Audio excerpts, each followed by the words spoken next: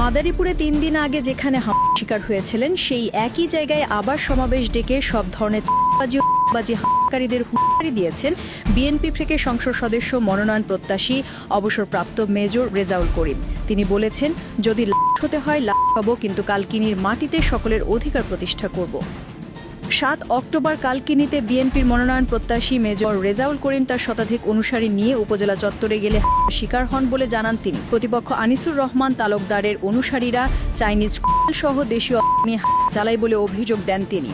৩ দিনের মাথায় একই জায়গায় বড় সমাবেশ ডেকে প্রতিপক্ষের দিকে চাঁদাবাজি ও টেকবাজির অভিযোগ তুলে সব চূড়ান্তভাবে বন্ধের দাবি তোলেন তিনি। রেজাউল করিমের অনুসারীরা জানান, এর খোকনের বাহিনী খন্দকার মাসুক, মাহমুদ সর্দার পলাশ সহ অনেকের উপরে পর তারা আর দাঁড়াতে পারেনি। এবার বিএনপির সমর্থক কর্মীরা রেজাউল করিমের ডাকে ঐক্যবদ্ধ হয়েছেন।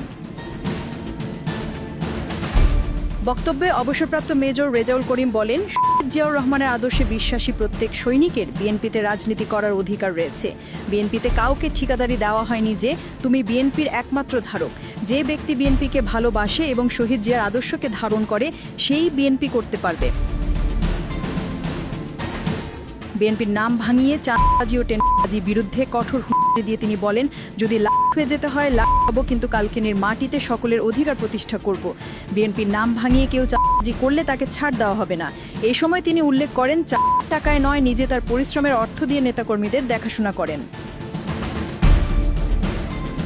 ৭ অক্টোবর মাদারীপুরে আরেক বিএনপি মনোনয়ন প্রত্যাশী আনিসুর রহমান তালুকদার খোকনের সমর্থকদের সঙ্গে কালকিনি উপজেলা পরিষদ চত্বরে সংঘর্ষের ঘটনা ঘটে।